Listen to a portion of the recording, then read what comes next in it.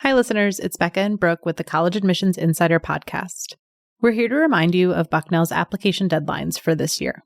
For incoming first-year students, our Early Decision 1 deadline is November 1st.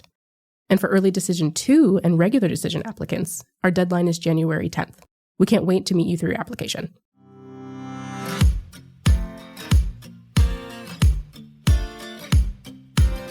If you're on Bucknell's mailing list, you might have seen an email telling high school students that when they apply to Bucknell, a real human, not some computer algorithm, reviews their application personally.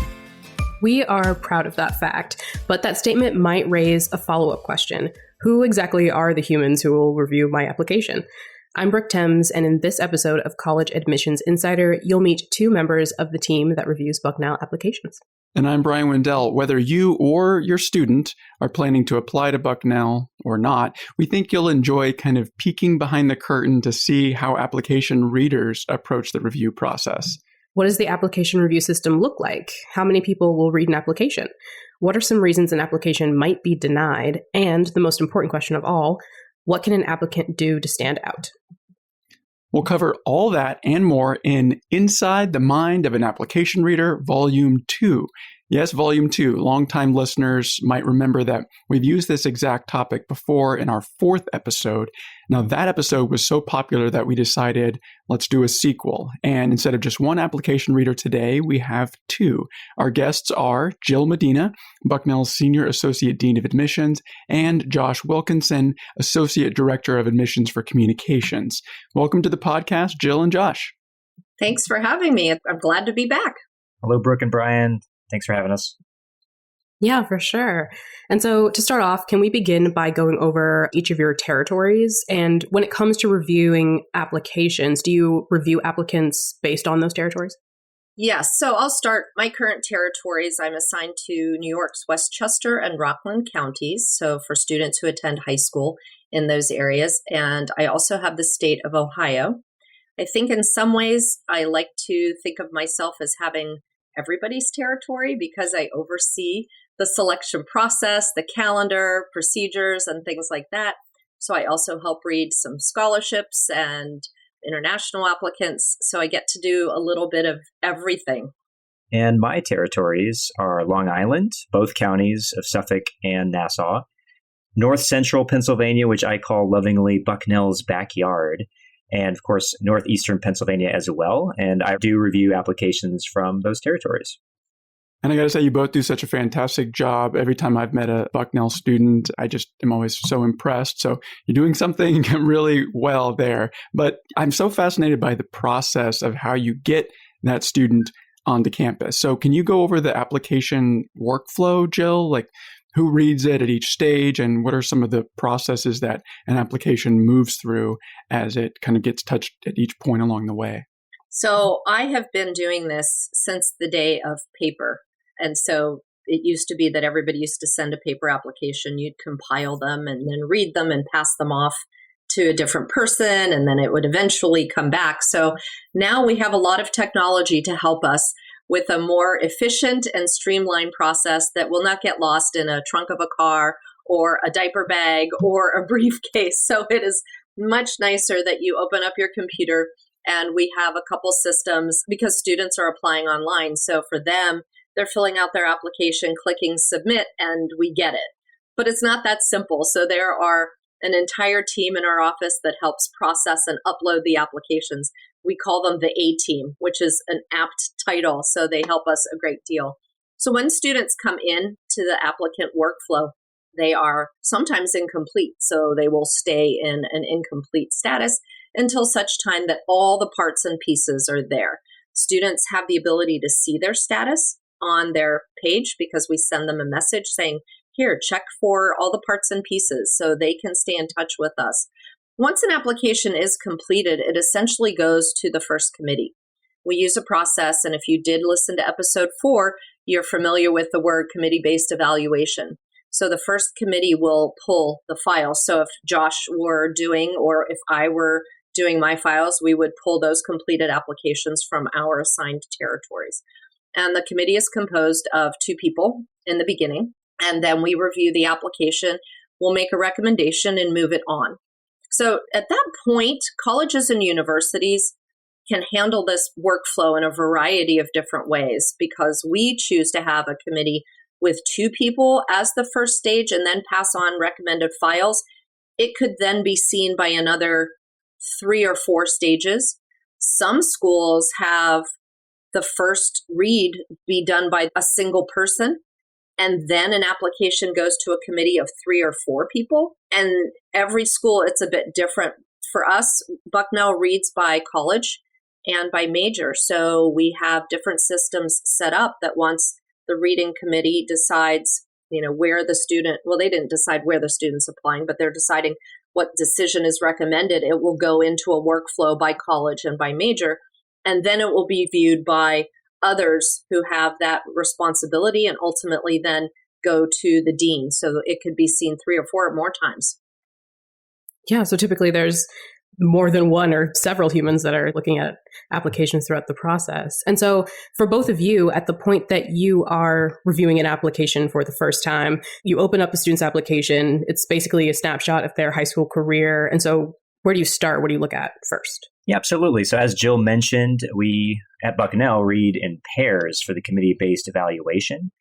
And so that means we'll be looking at different things. So if I'm reading somebody from my territories, so say Long Island, I'll start with the dashboard. And as you mentioned, there's a snapshot of the student and their sort of career, academic snapshot, biographical information. I start there. And then since it's someone from my territory, I usually jump right over to the school profile and transcript, whereas the other person in the pair would be going over, say, the extracurriculars, things like that. And Jill? So if I were reading with Josh, just to take that over, I would be reading as the paired person, not being the primary contact or assigned counselor for Long Island. I'll be looking at the other material that isn't necessarily related specifically to academics. So if I were reading with Josh, I'd go straight to the student's essay and supplemental questions because I want to know why they want to be at Bucknell and why they've chosen the major that they have, and then put the essay together with teacher recommendations, any other supplemental material to get a sense of the person. And if there were a time when I would say, Josh, I just read one of the letters of recommendation and they mention that 10th grade was really difficult. He might look at the transcript and say, oh, thanks for pointing that out. It does look like there were a lot of absences or there was a lower grade that is outside of the norm. So we would have a conversation about the student and what do we get to know about the student from all these different elements.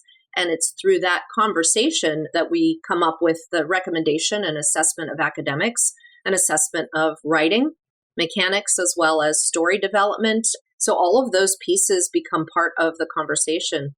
So students will know by the time they've submitted their application, they'll know what either the Common or the Coalition app looks like on their end. But once they click submit and it goes through all the various magic that happens and gets to you all as the reader, what does that interface look like? Can you help us kind of paint a picture of what you have at your fingertips when you're actually reviewing the application? Yeah, so once we're actually start the review process, what we pretty much have at our disposal are a wonderful collection of PDFs that the students submitted through either the Coalition application or the Common app. And for us, the way it looks like is organized by section, and along the left-hand side of our screen, we start at the dashboard, but then listed below the dashboard, there are other sections. So one's going to be the application, which is the bulk of the materials collected through, say, Common app.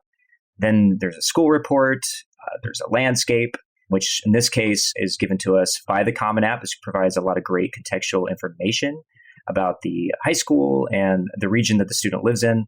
Transcripts from the school, recommendations, and then there's other things that are optional, such as correspondence, if you've emailed us, that kind of thing, other documents that you submitted, rewards, resume. And so what we can do is kind of jump around. And so, as I mentioned before, if I'm reading somebody from my territory, I'll click on start right in the dashboard, and then I can click on down right to school report, dive in to what the high school offers, and then, of course, click down to the transcript. So I can kind of skip around, and then if I need to go back, I can absolutely do that. And in each section, we kind of page through the PDFs that way. And so as you're looking through all this information and parsing through it, how exactly do you make sure that you're reviewing each application on a level playing field? Is there a rubric or a certain system that you use to evaluate these students? Yes. Yes is the simple answer. What's more complicated is that it isn't so simple. So we have a series of days of training where all of counseling staff, anybody who's reading applications, will come together. We will be looking at a rubric, which essentially gives us criteria for what are our expectations. What do we view as a stellar or someone who exceeds what we would expect, and somebody who would be right in the middle of what we would expect, and then somebody who might be below what we would expect. There's a philosophy behind that. There is a series of descriptors that we use, and then we do a process where we try to align to read out or train for looking at biases if individuals come to the table with certain expectations. So we do a lot of training. There's a lot of work around. This year it will be multiple days of training over a week, and then we'll train again in January. So it's continuous and ongoing. But in terms of a level playing field, it isn't as though we are comparing a student from New York to a student from California in the literal real-time sense. We are looking at applicants within their own context. So the first context that we're able to look at is the academic context. What school did they attend? Or were they homeschooled? Or did they do online school? So where are they getting their education? What was offered to them? And what did they choose within that offering? So Josh mentioned earlier a school report or a school profile. That is a document that we receive from every high school.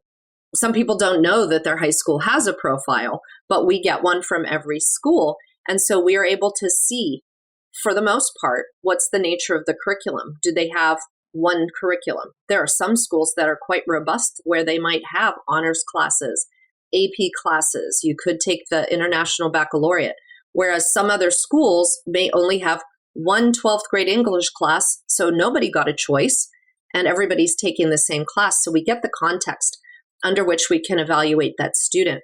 And so then the other pieces that we've talked about and some of the great questions that you've asked all put together, put the story of that student together in their own context. And so that's how we review to look at creating the world for that student. And Josh did mention landscape. It's actually the College Board product because it's based on testing, and it gives us some comprehensive data around achievement in a particular high school.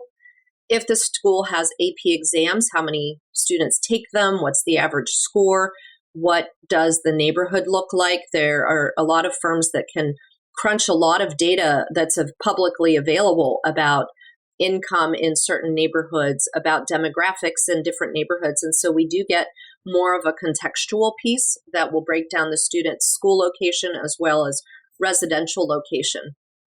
So we have a lot of tools at our fingertips, but each student is really viewed in their own context, curriculum, achievement, involvement.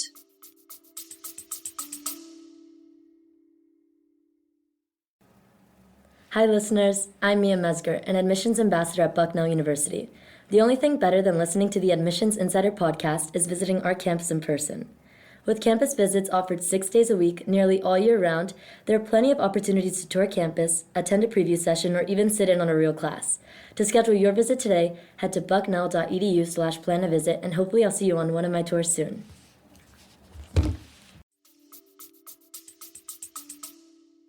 Jill's absolutely right. And another element I think I would add is that conversation piece that you were mentioning before, Jill. Yes. When we are working off of each other, we're able to talk through some things. It's a conversation that's ongoing. And my partner might notice that I get a little bit too excited if I'm reading, say, an application from the major that I did in college, let's say it was creative writing. And I'm going to be like, yes, awesome, we get a creative writing person. But then my partner is able to kind of tether me to the ground a little bit more, make sure that we're being fair in evaluating each and every applicant. So really that committee-based evaluation is also a huge part of that.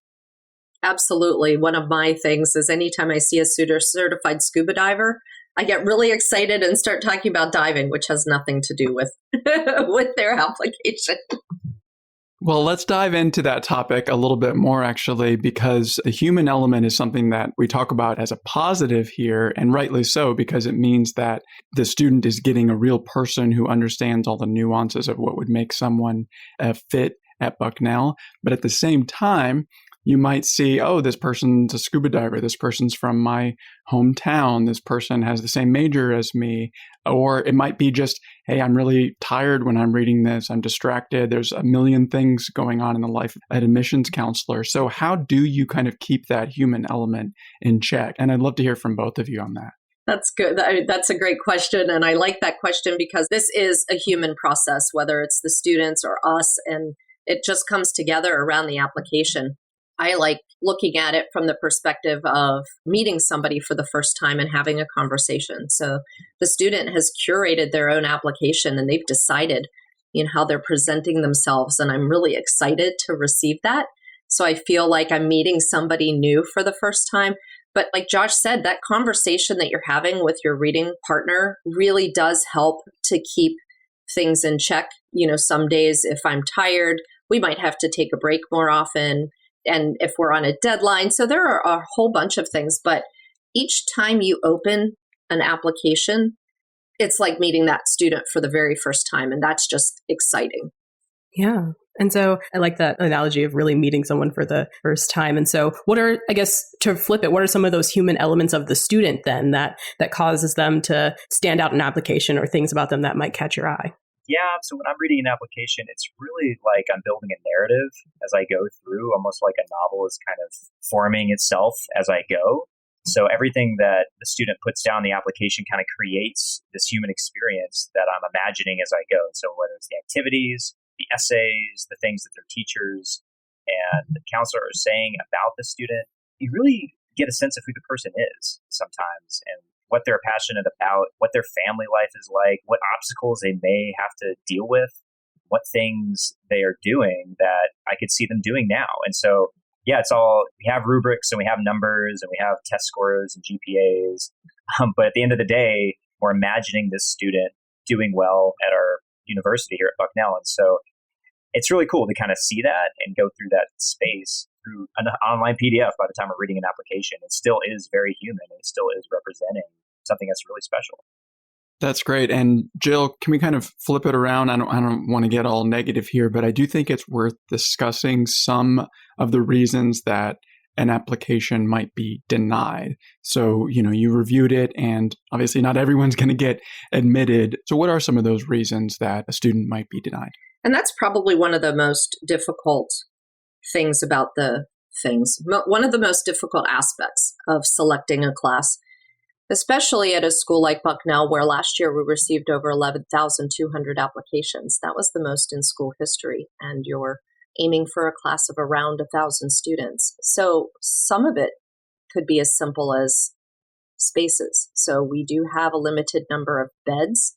We are a residential college, and we do have a limited number of seats in labs or studios, depending on the major. So some of it can be a matter of numbers, which can lead to students with perfectly acceptable, even great grades, not gaining a seat in their desired institution. And for families, I know this is often very confusing because at Bucknell, as I mentioned, we read by college and by major.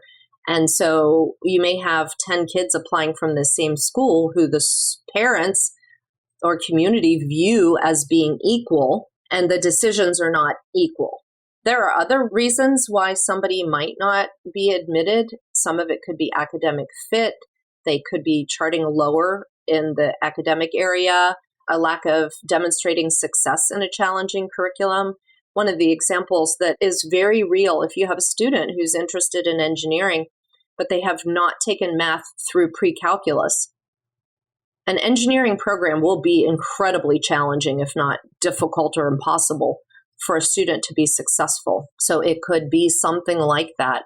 But it's not usually one thing like a grade in ninth grade. It's not usually a test score on a particular day. It is usually the totality of the application presented, but then you are viewed within the context of the major to which you're applying and the college to which you're applying. So you're not just being compared against the students in your school where you all may be or have been in the same honors or AP classes throughout school. You are now competing with everybody else who wants that major in that college in the applicant pool. And so switching gears just a little bit, Josh, you travel throughout your territory talking with students. You're traveling right now, right? And I'm sure that, students, we just talked about several reasons why an application might be denied. And I'm sure students have, a whole bunch of things going on in their head of fears about why their application might be denied, whether they're real or not. And so there's some big misconceptions about the application review process that should be cleared up. Yes, Brooke, you're right. I'm reporting live from Long Island right now. And so I am hearing a lot of these questions. And honestly, and actually Jill brought up a few of them that I hear pretty often from students. Many times I visit a high school. One of the first things out of their mouths are words like, what grades do I need? What GPA do I need to get into your school? What test score do I need to get into your school? What are your requirements? The simple answer is that there isn't like one minimum GPA or test score requirement. Obviously, those are going to be important metrics. Of course, we're test optional, so that may or may not be an important metric on your application, depending on what you decide to include. But we just don't have that number. So I can't just tell the student a number and they have to shoot for that number. It's part of a larger context, and which kind of goes to the next thing that I hear a lot, which is and Jill was mentioning this, you had a bad test grade or one class for whatever reason, you just couldn't get a good grade. And I always tell the students, it depends. It really depends on the context of the rest of your grades, on the context of your high school group, and everything else. So for one example, I try to read high schools together just because it helps a lot in getting a sense of students in that school, but also in this particular area. So one time I had an all-A student apply, but for whatever reason, they had a C+ in chemistry. It's the only blemish on the transcript of what it was otherwise a transcript full of A's. And I was like, well, that's weird. And then it turns out the next student I reviewed from that high school, same deal, also had a C+ in the same chemistry class with the same teacher. And then the next student also had a C in chemistry from the same teacher the same year. And so that's where that context really helps, is that sometimes you're in a boat with everybody else. And I think certainly in these auspicious times, we understand that a little bit more, that things aren't always going to turn out perfectly, but you're also not alone in the boat. Other people are going through this with you, and we definitely will review these little blemishes and blips within context. Another common example would be you suffered an injury, such as the common one is a concussion. Say you suffered a concussion sophomore year and you had to be, in a dark room at home for months on end. And obviously you suffered from that. You couldn't really do your schoolwork as well as you would like to have.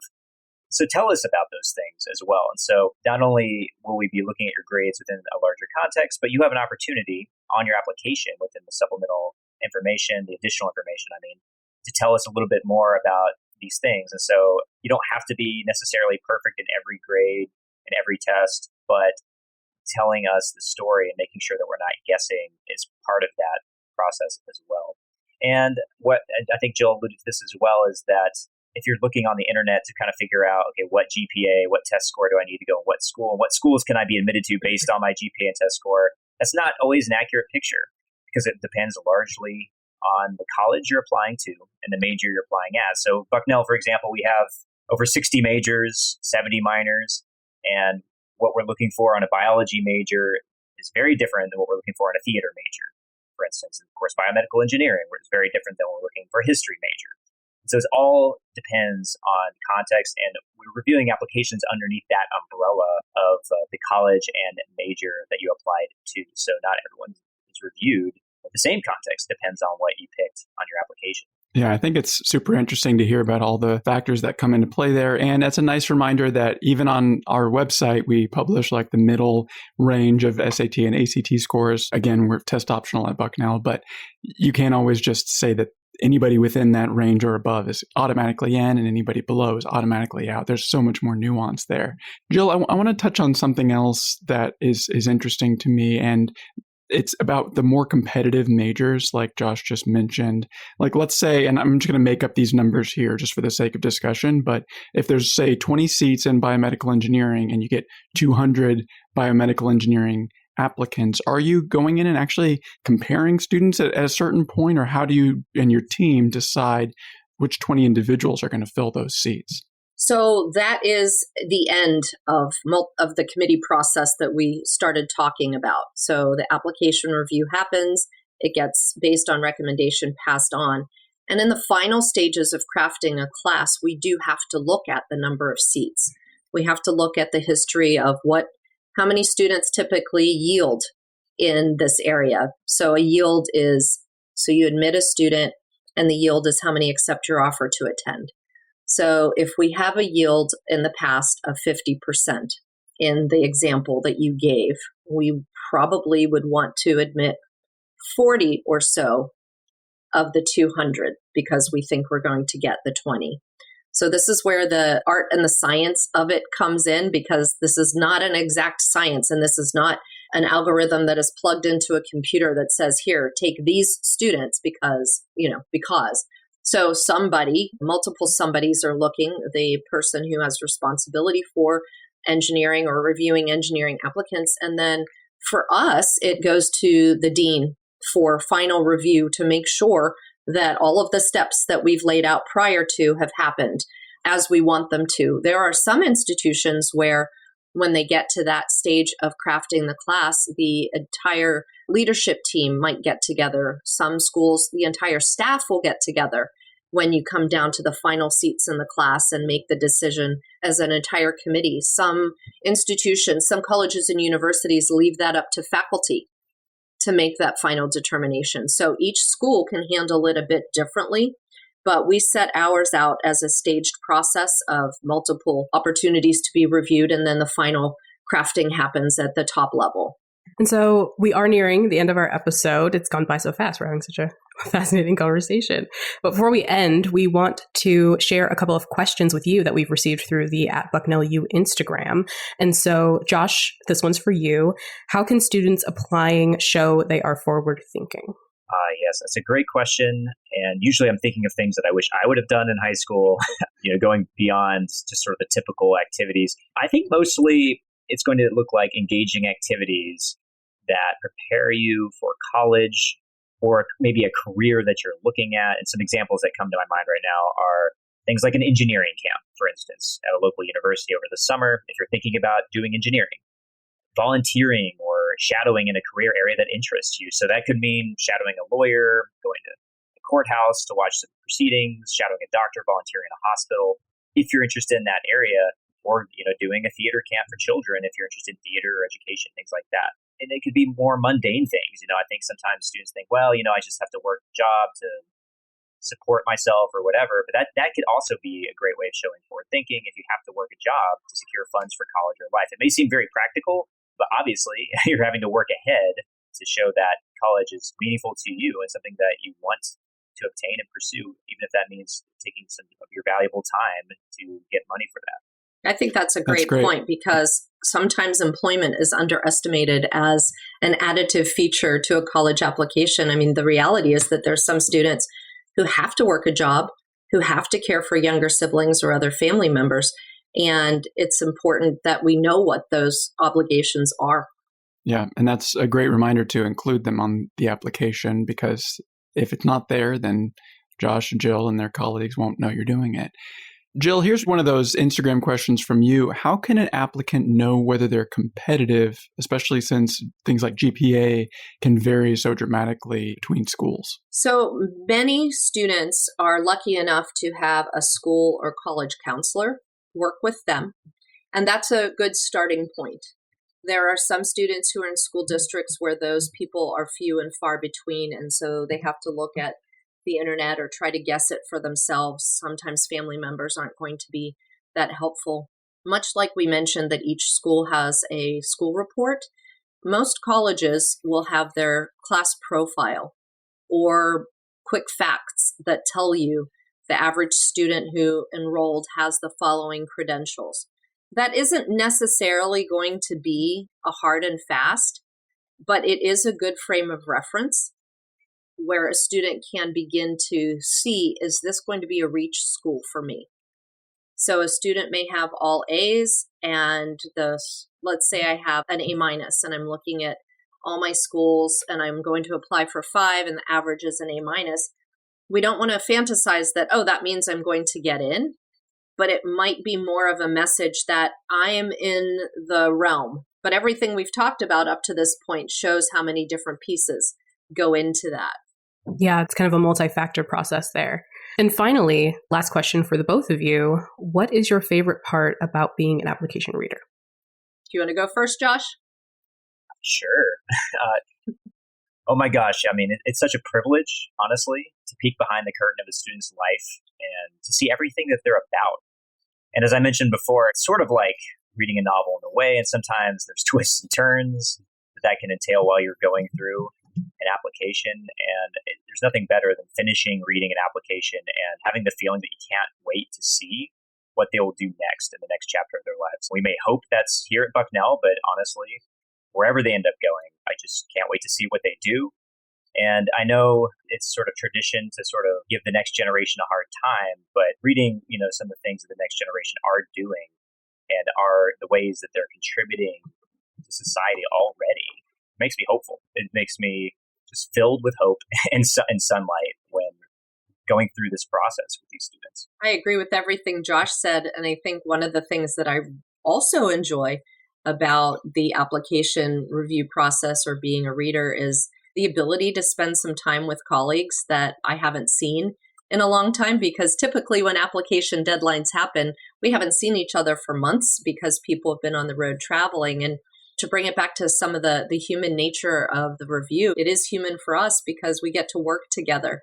And being part of a team is an amazing process. And it's such an honor to work with the people that I do. But I do agree with Josh, knowing the students and getting to see who comes and who's going to create the future of Bucknell is really thrilling. So from every lens, working with people, whether it's the applicant or colleagues or campus partners, is just such an exciting time. That's awesome. I love that. And, when we think about the culture of any university, when we picture a university in our heads, it's not really the buildings or the mascot, it's the students. And the process of creating that student body starts with you all in admissions and reading the application. So I just have such respect and admiration for what you all do. And specifically at Bucknell, all the great curious and supportive and innovative students that are here. It all started with you and your colleagues. So I just want to say thanks so much for being here and best of luck as the application review process begins for this new cycle. And thanks to everybody out there for listening. We wouldn't do this podcast without you. So please take a moment to share, rate, and subscribe if you're a fan of College Admissions Insider. At the beginning of the show, we referenced the Bucknell mailing list. If you'd like to join that list and get updates about all things Bucknell, just fill out the short form at go.bucknell.edu/RFI. We'll be back with another new episode in just 2 weeks. In the meantime, please send your questions, comments, and even some episode ideas, if you'd like, to podcast@bucknell.edu. And finally, we invite you to follow Bucknell on all of your favorite social media apps. Just look for @BucknellU on Instagram, Facebook, Twitter, and YouTube. You can also follow our student-run Instagram account, which is @IamRayBucknell, and our student-run TikTok as well. Yeah, Bucknell U on TikTok. Good reminder. Until next time, keep on reaching for your dreams and your dream school.